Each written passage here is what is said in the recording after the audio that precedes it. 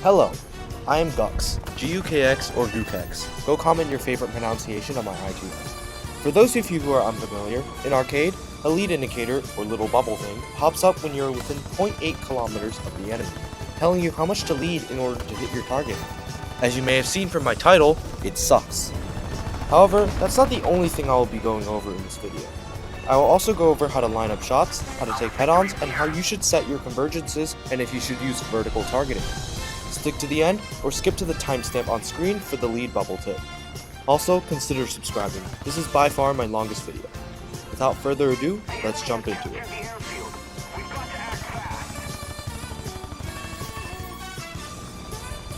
Before we even spawn in, we can change our ammunition belts, our convergence, and whether or not we want vertical targeting on. Firstly, the easiest one. Vertical targeting should be turned off in almost all cases. I'll explain why later. Next, we have to talk about convergences. If your guns are mounted on the wings, which are most planes, your guns will be pointed inward, as shown on the graph above. The convergence is the distance where all of your guns hit the same point. You want to set the convergence to the distance you are engaging the most, since having more guns hit is better. Often, I find myself engaging at around 400 to 600 meters. Now is a good time to talk about vertical targeting. Vertical targeting automatically angles your guns upward to account for gravity. This may seem good, but it will hurt your aim significantly. Additionally, almost always you will be shooting with your plane at an angle. This means vertical targeting is pointing your guns this way, while gravity is pulling it down this way. Trust me, it's bad. Lastly, your ammunition belt.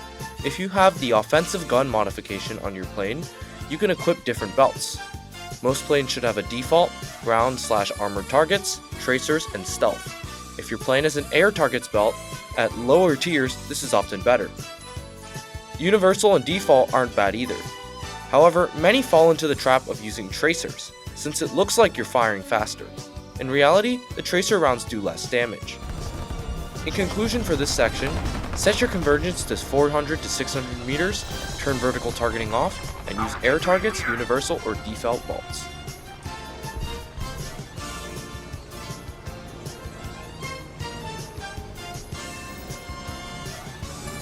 Before we can even talk about aiming, we have to first get into a position where we can shoot the enemy.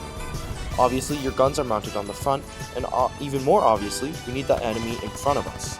Preferably, we don't want to attack directly from behind, as it's a small target and they are also running away from our bullets.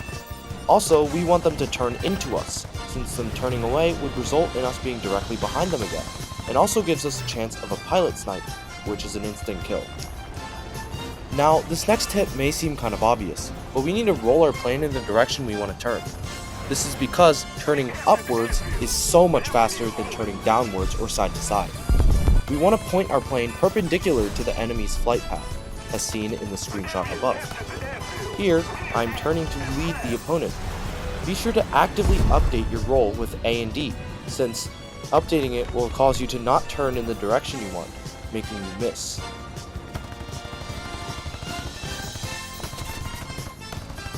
Lastly for this section, if you're diving on someone and want to maintain perpendicularity between your wings and their flight path, and want to make an 180-degree roll, just disengage.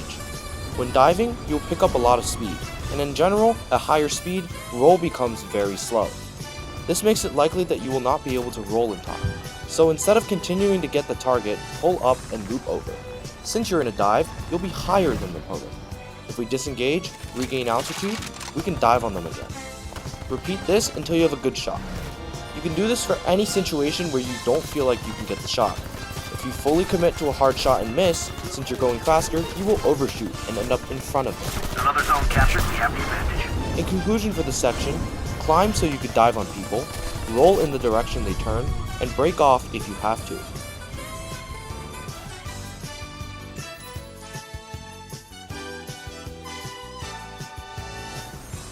This entire section can be applied to realistic as well.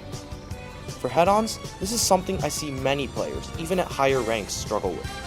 Do not fully commit to a head-on. I see so many people crash into each other in a head-on, and neither of them get kill credit. Here's how I take head-ons. Start firing at around 1.5 to 1 kilometer. If you're below or at equal elevation with the enemy, aim above the enemy to account for gravity. If you are above, aim slightly below or directly at them. As a general rule of thumb, pull away as soon as you see the other person fire. Now every gun performs differently, and you may need to aim higher or lower to get the kill. You can wiggle your nose up and down a bit to guarantee a hit if he fully commits. Now all of this is negated if you or your enemy is heavily damaged. If you're heavily damaged, fully commit to the head. If you do not kill them in the head-on, he will easily loop around and shoot. You're playing? I've gotten so many kills where my left wing gets shot off, and I take a head-on with an unsuspecting person. Now, this is all flipped if the enemy is damaged. Never full commit with a damaged enemy. If you know they're damaged, dodge the head-on and turn fight them.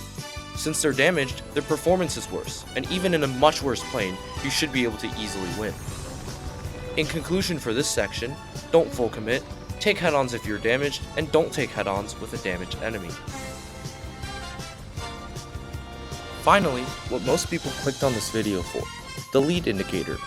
Imagine you're learning to ride a bike.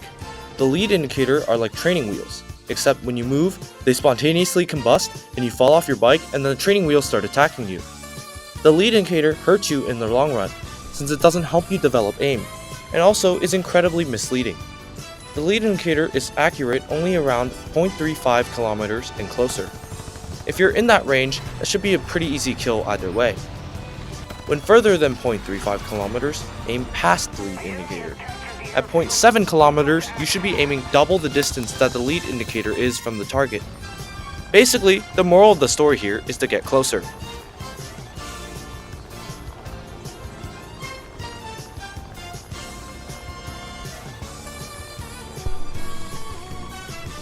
There's one more thing I want to talk about, and that is planes with multiple calibers of guns, especially the P-39s, P-63s, P-400, and the Yak-9K and T. The thing is, these planes have massive 37 or 45mm cannons on the Yak-9K, and these are paired with 50 caliber machine guns. For whatever reason, the lead indicator will always calculate based on the larger cannon. This means if you follow my above tips while flying one of these planes, your secondary machine guns will almost never hit, and since the fire rate of the cannons are so low, you can't hit targets with it effectively. My recommendation is to not fly those planes if you find it's annoying to hit shots, although it is incredibly satisfying hitting a target with a big cannon. Interestingly, I think aiming the guns on the P-39s are much easier than the P-63s.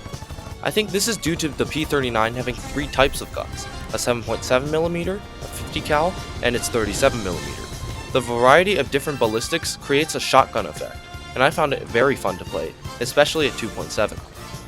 In conclusion for this section, aim past the lead indicator until about 0.35 kilometers, and don't play big cannon planes.